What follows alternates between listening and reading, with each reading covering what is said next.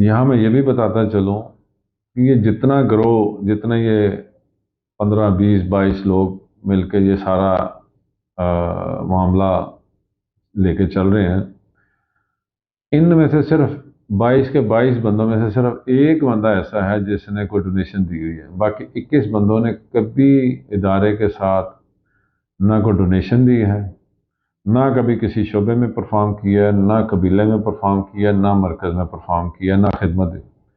ये सब के सब कभी इस इदारे के साथ मुंसलिक नहीं रहे, ना कभी इन्होंने कोई खिदमत की, ना कोई ड्यूटी दी, ना कोई डोनेशन दी।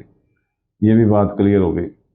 अब तक जितनी भी वीडियोज़ आई हैं, इनमें सबसे पहले गैर शरई तलाक, तलाक को खुला में बदलना, नंबर 2।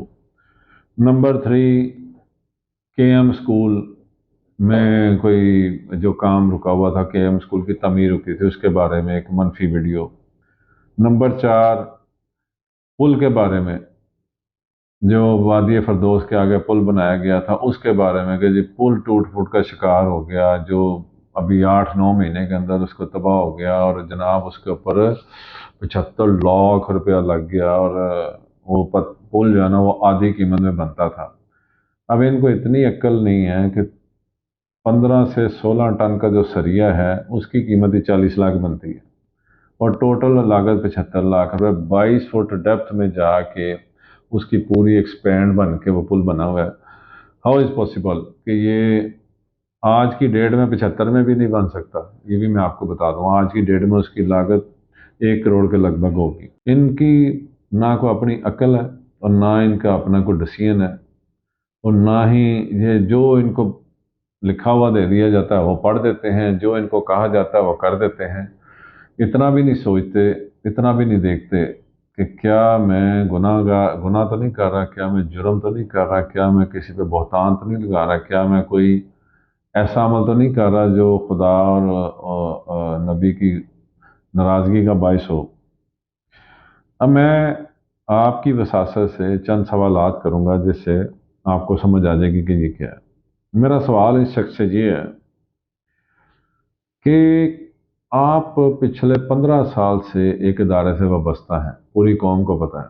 आपने कौम में से खुद भी और अपने अज़ीज़ों और जो जो आपको साहिब हैसियत अफराद कौम में से मिले, आपने उनको कन्विंस करके, उनको वरगला के, उनको सब्ज़ बाग दिखा के, उनको जन्नत का लालच दे के उस इदारे के साथ मुंसलिक करने की कोशिश की हो, जिसमें आप काफ़ी हद तक कामयाब भी हुए।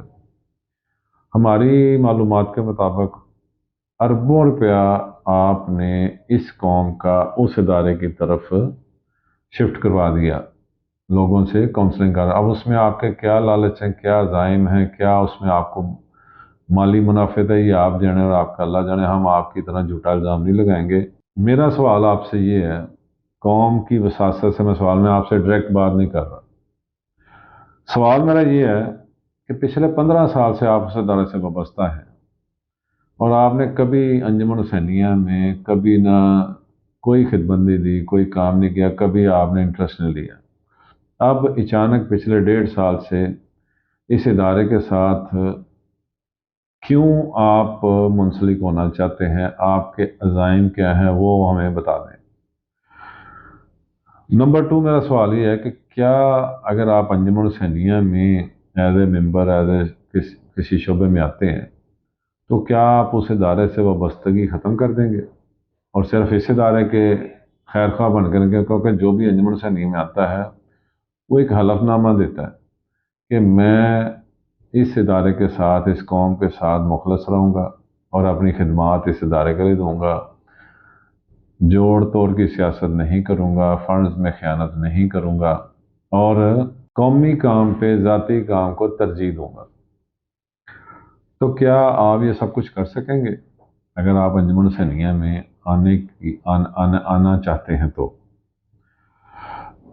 दूसरा मेरा सवाल आपसे ये है कि आपने अब तक जिन लोगों को उस इदारे की तरफ मुंसलिक किया है, उस इदारे में लेके गए हैं, उनको आपने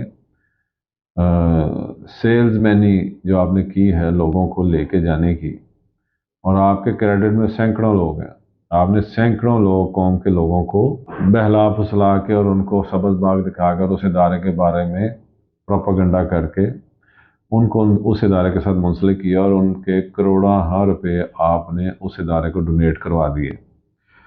اب کیا آپ ان لوگوں کو واپس لے کے آئیں گے اور آپ ان کو یہ کہیں گے کہ جی وہ ادارہ صحیح پرفارم نہیں کر سکا یا صحیح رزلٹ نہیں دے سکا یا جو آپ لوگوں نے سوچا تھا یا سمجھا تھا وہ نہیں کر پا رہا، تو یہ ایک ادارہ ایسا ہے انجمن حسینیہ جو صحیح معنوں میں پرفارم کر رہا ہے، صحیح معنوں میں سروسز دے رہا ہے یا یہاں پہ کام صحیح ہونے جا رہے ہیں، تو آپ اس ادارے کی طرف آئیں، کیا آپ ایسا کریں گے؟ کیا آپ اس ادارے سے غیر مطمئن ہو گئے ہیں جس ادارے میں آپ نے اپنی زندگی کے 15 سال لگا دیے؟ اب آپ اس کو کیوں چھوڑ کے اس ادارے کی طرف آنا چاہ رہے ہیں؟ یہ بھی ہمیں بتایا جائے۔ آج تک آپ نے جتنے بھی الزام لگائے، میں یہاں پہ اعلان کہہ رہا ہوں کہ سب کے سب جھوٹے تھے، کوئی ایک الزام بھی آپ کا سچا نہ تھا۔ آپ نے ہمیشہ بہتان بازی کی، ہمیشہ جھوٹ بولا اور ہمیشہ آپ سوشل میڈیا کی حد تک ہی رہے ہیں، کبھی آپ نے ٹیبل پہ آنے کی زحمت نہیں کی۔ آپ ٹیبل پہ آئیں، الزام لگائیں، آپ کو موقع دیا گیا تھا، آپ نے آنے سے انکار کیا تھا۔ میں دوبارہ آپ کو موقع دیتا ہوں کہ اگر آپ میں ذرہ سے بھی ایمان کی حرارت ہے اور اگر آپ کسی بھی بات پہ، یہ جتنے بھی الزام آپ نے اب تک لگائے ہیں، ساری ویڈیوز آپ کے ریکارڈ پہ موجود ہیں، اور بھائی تم کو اگر مجھ سے کوئی ذاتیات نہیں ہے، اگر تم اپنے دعوے میں سچے ہو تو کیوں نہیں آتے ٹیبل پہ؟ شرطیں کیوں رکھتے ہو؟ میں تمہارے سامنے بیٹھا ہوں، میں کہاں چھپتا ہوں، میں قوم کے سامنے ہوں، ہر وقت آپ کے سامنے ہوں، آپ میرے سامنے آؤ، بیٹھو، لگاؤ الزام اور ثبوت لے کے آؤ تاکہ تمہیں بھی پتہ ہو۔ پہلے اپنا گھر دیکھ لو، یہ دوسروں کے کہنے پہ، دوسروں کے بہکاوے میں اور دوسروں کا اعلی کار مت بنو۔ تم اعلی کار بنے ہوئے ہو کسی کا، تم ایز اے مہرہ استعمال ہو رہے ہو۔ تمہارے پیچھے جو شیطان بزرگ ہے، جس کی یہ سازش ہے، جس کا یہ مکروہ عمل ہے، وہ آپ کو استعمال کر رہا ہے اور آپ استعمال ہو رہے ہو۔ یاد رکھیں، جو بھی سچ ہوتا ہے آج نہیں تو کل کھل جاتا ہے۔ سچ کا کام یہ ہے کہ سامنے آ کے رہتا ہے۔